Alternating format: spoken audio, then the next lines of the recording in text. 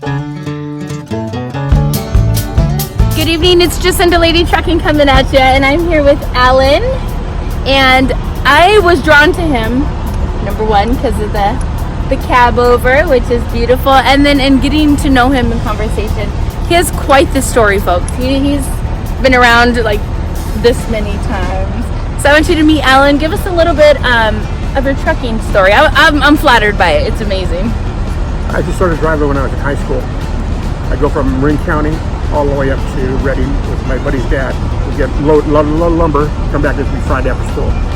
One of us would drive up, the other one would drive back. His dad would sit in the passenger seat and drink. And he'd just watch us. Yeah. So that was my beginning. Then I went to Alaska to work on the Alaska pipeline. Drove off to Prudhoe Bay.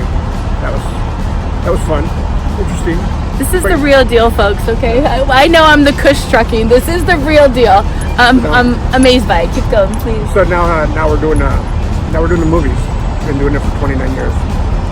Can I show me your truck real quick? Sure. I'm gonna come back to Alan, but I came over to his truck because I said, what the, I know it's not a CNG box, right? I said, what the heck is this? So let me show you what we have here. Tell us about your truck. It's a 2002 Freightliner Cabover. Did I say it right? Cabover, yes. Okay. I'm very touchy. What am I looking at? I'm over here patting Alan. He's like, what the heck? It's got a double bunk. I'll take a video at the end. I'll show you. Double bunk and generator on the back. It's got 1,400 amps. Woo! Can run probably 25 houses.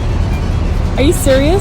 Yeah. And they pump off of you for lights, for the whole sets, yeah, for sets. We do all the lights and all the power needed. If you're in the middle of the Mojave Desert, there's no power out there.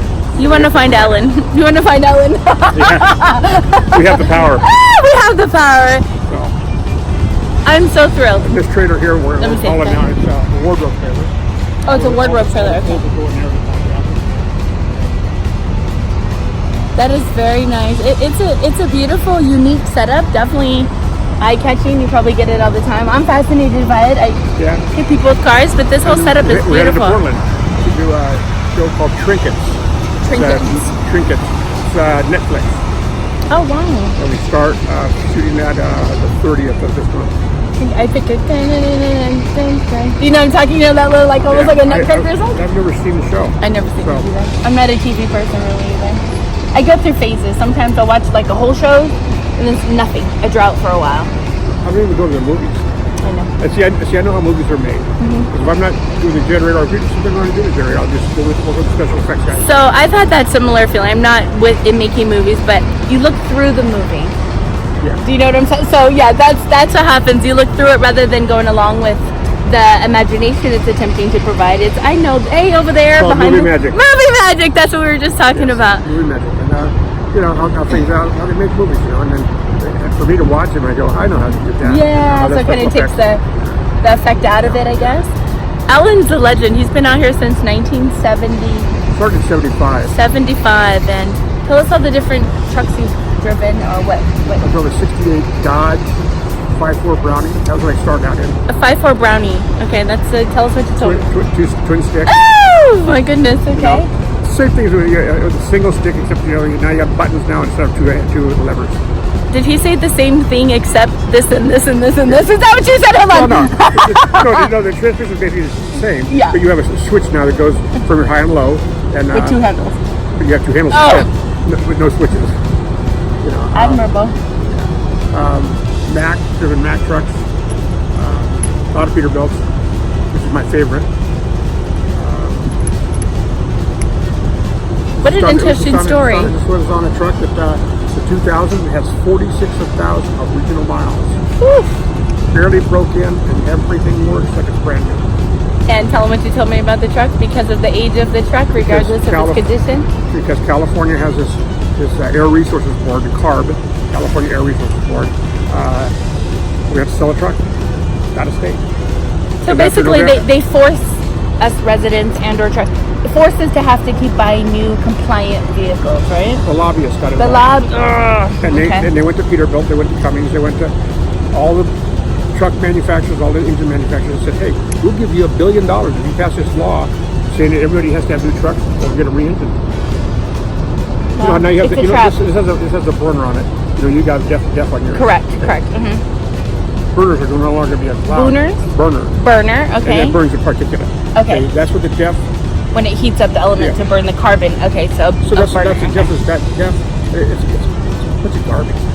It's all a moneymaker. Yeah. It's all, that's really, So, really so what if it you is. notice there's a lot of new trucks on the road, you'll see the little thing on this California client. They got suckers. They got okie doked already. Yeah. Is that what you're saying? And on the generators, we had to reach into those, put computers on them and all that, and because it's a portable So if we engine. just leave California, then we wouldn't have to do that, right? Yeah.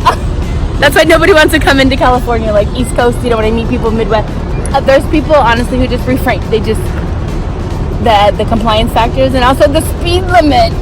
Ugh, you go from Arizona, it's like throwing the boat anchor. Yeah. Throwing the boat anchor. They're coming in out of Arizona. I don't care where you're at.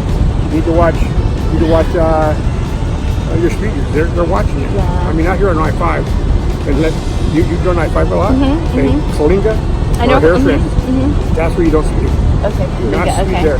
You got to do 59 miles an hour. Yeah, not 62, not 59, 55. 55. You pass there and pass the stinky cows, and then you start taking the speed up. I mean, I did coming down 2 days ago from Portland.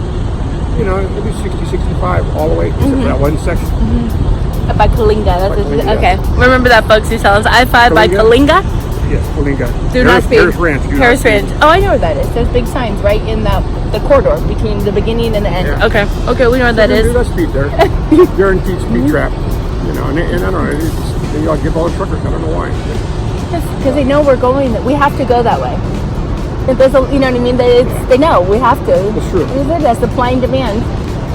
So yeah, so that's basically what I do. I have one more year.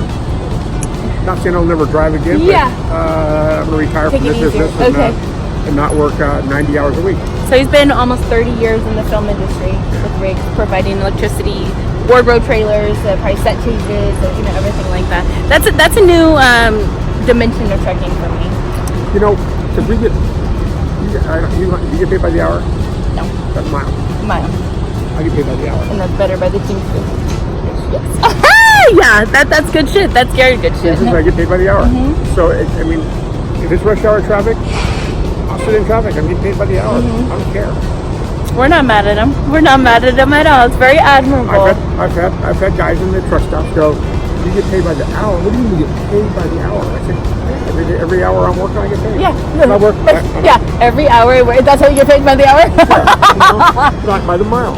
You know, and I get it. Now, I don't know how some of these new owner-operators can even make $1 buying a $150,000, $200,000 truck, paying for that, paying for fuel, paying for insurance, paying for Repairs, tires, repair, right? all Yeah. everything. The overhead is crazy. And make a dime. I don't know how they do it. So, I'm going to wrap it up with Alan. I'm going to keep chatting here. As you all know, which Alan knows now, I could keep him here for 46 days, we say, talking and sharing stories. But I have mad respect and I admire what you do. And thank you for thanks. being a trailblazer out here. I always look for the legends, and he made time for me. Thank you. It's Jacinda Lady Truckin' and Alan coming at you.